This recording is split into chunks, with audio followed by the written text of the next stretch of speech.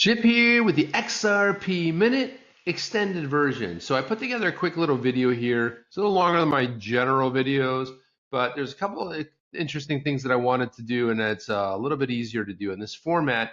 First up is pay, PEI. It's a clever little twist on the word pay, PAY, which you would normally pay somebody. So what's nice about this app, a little twist that they have, is that when you get cash back from spending money that you normally would at regular merchants, what's interesting is that you can actually cash it out in Bitcoin.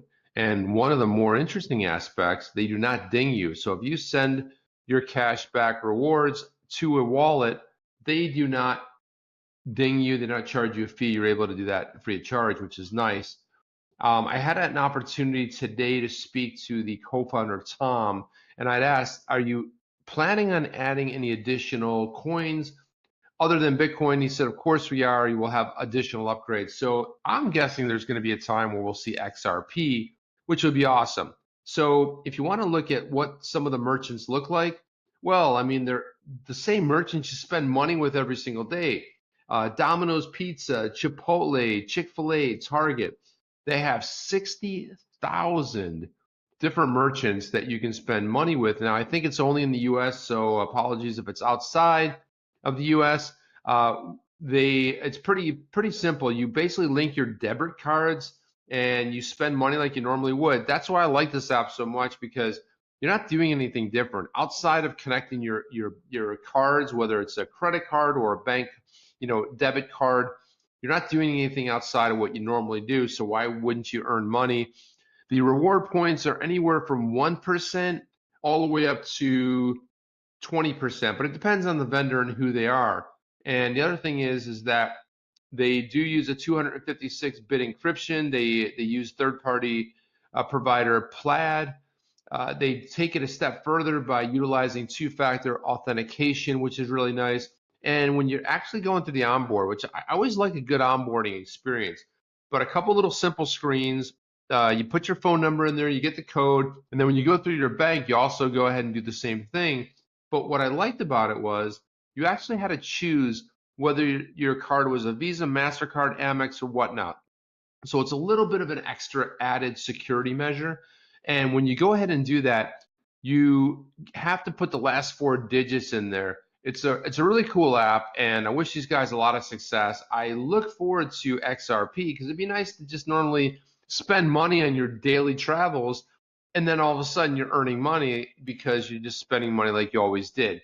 So that's a really nice sort of a benefit. So moving right along, let's talk about this here. So this is an article basically that was on Ambi Crypto, and I like what's happening on the state level. So cryptocurrencies will not be legally classified as securities, according to the Colorado governor. Now, what we have in the United States is we have national laws. However, the 50 states have their own government set up. They have their own Congress. They have their own lieutenant governor and governor, which is very similar to the president and the vice president on a national level. But what we're starting to see, and as most laws, as the way they go, is that I usually start at a state level.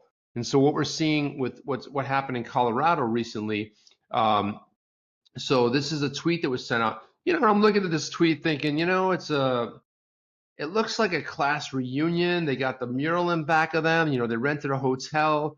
They're looking at signing this, and I don't know. Maybe the guy sitting there is not the governor. Maybe he was voted most likely to succeed. I don't know.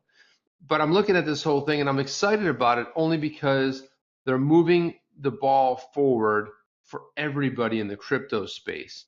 And if you look at who's sort of set that bar, was Wyoming with their blockchain laws and the attention that they're receiving worldwide. So this is out of the WyomingPublicMedia.org site, and Caitlin Long, who's a Wyoming native, she also has a long history on Wall Street, and she's the co-chair of the Wyoming Blockchain Coalition. But she basically stated that she's had thousands of inquiries personally on social media in just 2 weeks. She put a piece out and published a piece out on Forbes that basically summarized the importance of the legislation. Within 24 hours, it had 22,000 views. Is there interest in this? Yes, of course there is. We are dying for some legislation. So what's happening on the state level is also going to bubble up. So Darren Soto, who is in my state of Florida, is represents the 9th district in Congress, and he's co-sponsored a bill, which is a bipartisan bill also, that we want to move the ball forward. And it's just a matter of time, I feel, but it does seem like it's going a little bit slow. Moving right along. 50.one. Well, what's this all about? So Camille Besse, who's a developer, puts this site together. I really like the intention of where he's going with this.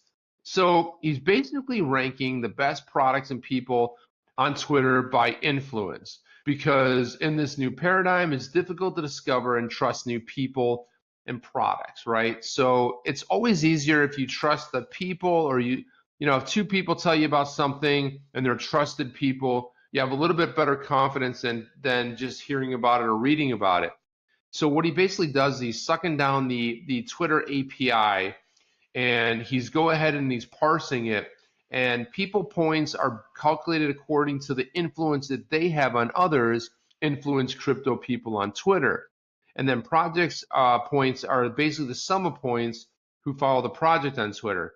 So if we go ahead and look at the people here, let's scroll up a little bit. So Vitalik, we have Nick Szabo, Eric Voorhees. So a lot of people do recognize Brian Armstrong. However, these are a lot of the people that we know from the Bitcoin community, not necessarily other communities, but it doesn't really matter. What is important here is that there's an effort out there to go ahead and create based on influence and people. Let's look at this over here, blockchain. So if we look at the number one, we have Ethereum as far as currencies. Coinbase is up there, blockchain. So you kind of see where I'm going with this. It is a Bitcoin sort of community, but they also have said, do you have any suggestions? Would you like to reach out to us? So I basically hit him up on direct message on Twitter today and said, guys, I would love to see you parse the data by communities. I'd love to see an XRP tab here based on what the XRP community is doing, or Tron or Hollow or any other communities. BTC, is great, but let's see what some of the other communities are doing. And it'd be interesting to see sort of the differentiators between the different communities. Let's move along. So our big pals and our friends over at Forbes.com, they're like little kids, they go out there, they do a couple things, you yell at them, they come back in, they giggle and they look around. This is Forbes, so anybody can basically be a contributor there. So Forbes is spreading the FUD again. As Bitcoin again approaches $4,000, could Litecoin flip Ripple's XRP? Now, you notice they didn't position the article saying, could Litecoin move up in the ranks? Is Litecoin gaining steam? Is Litecoin moving up? And are they going to move from number 4 and then go ahead? No, they have to mention XRP because they know it's fantastic clickbait and they know the community is going to be up in arms. Let's take a look at it. So XRP and Litecoin. Litecoin's in 4th place, XRP's in 3rd place. XRP has a slight advantage. If you look at Litecoin at $3.5 billion versus XRP's $13 billion, could it happen? It might happen. Anyway, what I'm going to say next is, if you like what I'm doing here, go ahead and please subscribe and click that bell. That's my take. What's yours? Chip